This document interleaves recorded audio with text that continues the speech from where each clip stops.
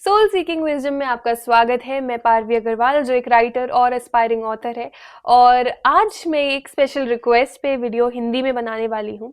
और इस वीडियो में मैं आपको एक कविता आपके समक्ष प्रस्तुत करूँगी, जो मेरी पुस्तक हृदय कलम से ली गई है। ये पुस्तक मैंने 12 से 15 वर्ष की आयु के बीच में लिखी थी, और इस कविता के पीछे जो मेरी विचारधारा है, जो फिलॉसफी है, वो भी मैं इसके बाद आपको समझाने का प्रयास करूंगी। और इस कविता का शीर्षक है दर्पण की झलक। तो ये कविता जब मैंने लिखी थी, तो मैंने इस सोच के साथ इसे लिखा था कि हम आगे बढ़ते वक्त या फिर अपने जीवन को बेटर बनाते वक्त जैसे जैसे हम चलते जाते हैं, इस पथ पे चलते जाते हैं, तो हम अपने खुद के जजमेंट की वजह से या फिर दूसरे लोगों की वजह से या सोसाइटी की वजह से अपने आप को बदलना शुरू कर देते हैं। और अपने आप को बदलने से मेरा मतलब है अपने तत्व को बदल देना। तो बदलाव दो तरीके से किया जाता है। एक कि आपको पता है कि आप अपने आप को क्यों बदल रहे हैं, और उसके बाद सोच समझ के, इस बात को समझ के कि ये बदलाव आवश्यक है, फिर आप अपने आप को बदलना। और दूसरा बदलाव होता है कि आप किसी भय की वजह से या फिर किसी क्रोध की वजह से या फिर दूसरों को दिखाने के लिए अपने आप को बदलना शुरू करते हैं।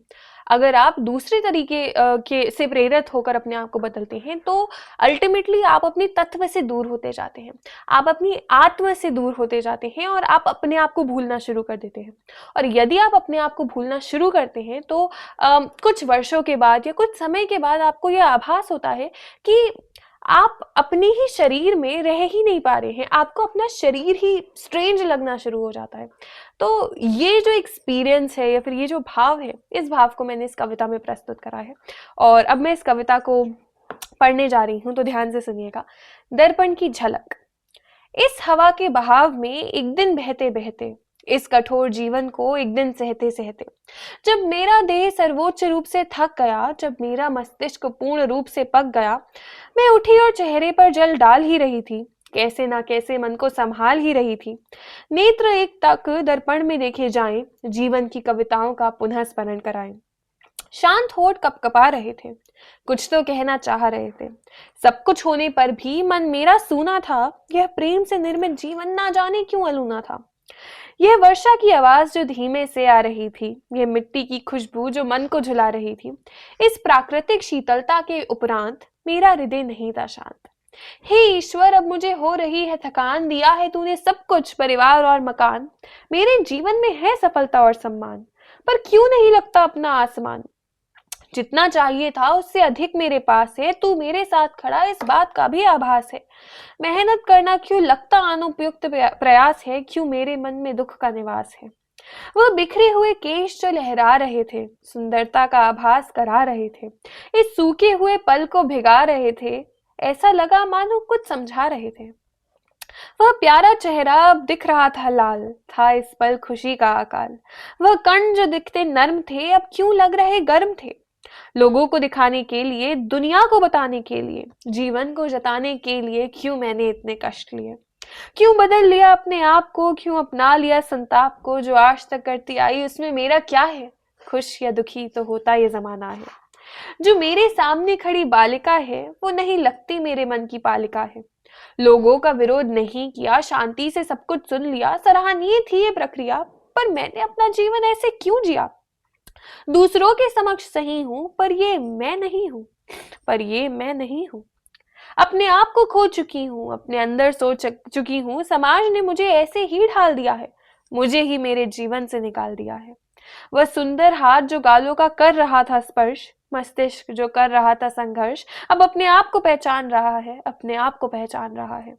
जो मेरे सामने खड़ी है वो सबसे मुश्किल कड़ी है। ये नन्ही सी बालिका ही तो हूं मैं, अपने जीवन की तालिका ही तो हूं मैं। अपने जीवन को जान रही हूँ, अपने आप को पहचान रही हूँ। हे मनु कहे तो कुछ भी, अपना जहान मैं ही हूँ, अपना जहान मैं ही हूँ। तो ये थी मेरी कविता, और इस कविता में मैंने ये प्रस्तुत करा है कि एक बालिका जो मैं हूँ वो जब अपने आप को दर्पण में देखती है, तो उसको दर्पण में जो व्यक्ति दिखता है, वो उस व्यक्ति को पहचान ही नहीं पा रही है, क्योंकि उसने अपने आप को इतना बदल लिया है कि उसने अपने आप को एक दूसरा व्यक्ति बनाने की कोशिश करी है। अपने आप को सुधारना एक अलग बात होती है और अपने आप को एक दूसरा व्यक्ति बना लेना बिल्कुल अलग बात होती है।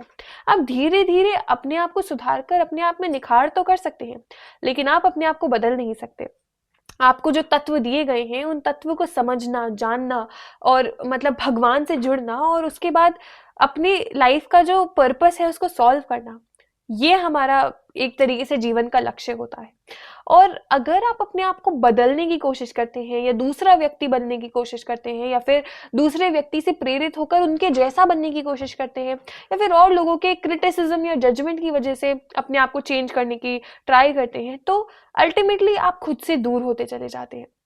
और ऐसा करने से कभी भी आपको सफलता या फिर खुशी नहीं मिल पाएगी, क्योंकि खुशी आपको तभी मिलती है जब आप अपनी आत्मा की आवाज़ सुन रहे होते हैं, जब आप एक डिवाइन हायर कॉन्शियसनेस की आवाज़ सुन रहे होते हैं। तो धीरे धीरे इन सब चीज़ों को समझना, अपने आप को पहचानना, अपने तत्व को पहचानना, इन सब चीज़ों की जो इम्पोर्टेंस है वो इस कविता में दिखाई गई है। और साथ ही साथ ये भी बताया गया है कि अब आपको धीरे धीरे अपने आप को पहचानना है, अपने आप को समझना है। और अपने आप को जानने के लिए, अपने आप को समझने के लिए सबसे इम्पॉर्टेंट जो मैं हर वीडियो में बोलती हूँ, पहला मेडिटेशन एंड दूसरा सेल्फ अवेयरनेस।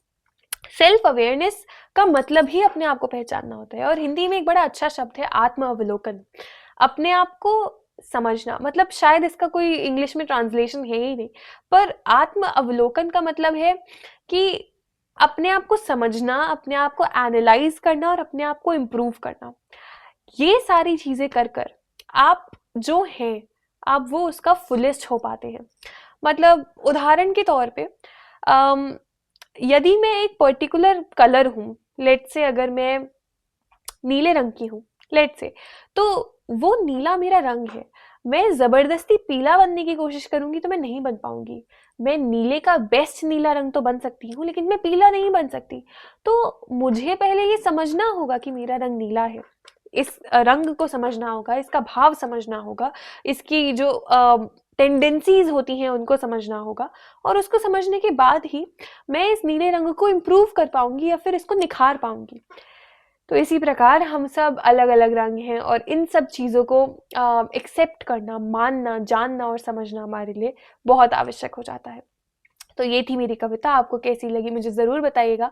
और हाँ, मुझे खुशी होगी कि अगर आप कमेंट करें और मुझे ये बताएं कि क्या आप चाहते हैं कि मैं और हिंदी के वीडियोस बनाऊं और हिंदी में ही ज़्यादा बोलूं या फिर हिंदी इंग्लिश दोनों मिला के या फिर खाली इंग्लिश।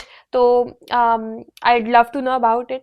ऑल्सो मेरे पास कुछ रिसोर्सेज हैं जो आपके काम में आ सकती हैं। पहला तो मैंने एक इंग्लिश में लिखी है सारी रिसोर्सेज, तो मैंने एक फ्री गाइड बनाई थी जो 8 पेजेस की है, जो आपको स्पिरिचुअलिटी के बेस बनाने में आपकी हेल्प करती है। कि अगर आप शुरू करना चाहते हैं अपने आप को समझना है स्पिरिचुअलिटी, तो आप उसको फॉलो कर सकते हैं। बिल्कुल फ्री गाइड है, लिंक डिस्क्रिप्शन में दिया हुआ है, आप उस पर क्लिक कर सकते हैं। और इसके बदले मैं सिर्फ ये चाहती हूँ कि आप मेरा चैनल सब्सक्राइब करें, बिकॉज कर्म की एनर्जी की वजह से अगर आप देने के लिए खुश होंगे तो आप उस चीज़ को एनर्जेटिक लेवल पे ले भी पाएंगे। सेकेंडली मेरी एक पुस्तक है वॉर्स वेज विद इन, ये भी पोइट्री की पुस्तक है, जिसमें जैसे इस कविता में मैंने फिलॉसफी बताई थी, तो सारी कविताओं में भी फिलॉसफी है। और अच्छी बात यह है कि हर कविता के पहले एक पैराग्राफ है जो उसकी फिलॉसफी को भी समझाता है। फिर मैंने एक ई बुक लिखी थी मीट योर सोल, एंड ये जो ई बुक है ये आपको स्टेप बाय स्टेप स्पिरिचुअलिटी को कैसे समझना है, अपनी आत्मा को कैसे समझना है, अपनी आत्मा से कैसे मिलना है, ये बताती है। और मेरी एक वेबसाइट भी है जहाँ पे मैं डेली ब्लॉग्स लिखती हूँ, जो ब्लॉग्स आपके काफ़ी काम में आ सकते हैं यदि आप फिलॉसफी में इंटरेस्टेड हैं या फिर स्पिरिचुअलिटी में इंटरेस्टेड हैं या फिर मेडिटेशन में इंटरेस्टेड हैं। And as always keep seeking wisdom. Thank you.